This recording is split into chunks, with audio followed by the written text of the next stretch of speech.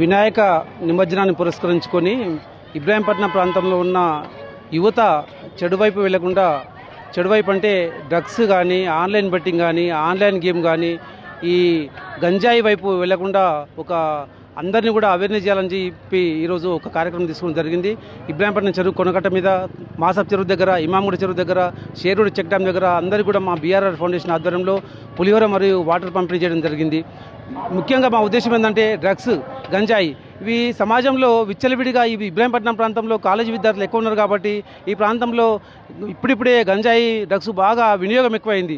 ఈ డ్రగ్స్ కానీ, గంజాయి కానీ పూర్తిగా కట్టడి చేయలేము, నిర్మూలించలేము అనేది మా ఉద్దేశం. కాబట్టి అందరూ కూడా డ్రగ్స్ అంతమే మన పంతం, చెడు వ్యసనాలు అంతమే మన పంతం అని చెప్పి ఒక లక్ష్యంతో పనిచేస్తున్నాం. కాబట్టి ఈ లక్ష్యానికి సహకరిస్తున్న బీఆర్ఆర్ ఫౌండేషన్ టీం సభ్యులకు, ఇబ్రాహీంపట్నం ప్రాంతంలో ఉన్న యువకులు, మేధావులు అన్ని వర్గాలకు కూడా నేను ధన్యవాదాలు తెలియజేస్తున్నా.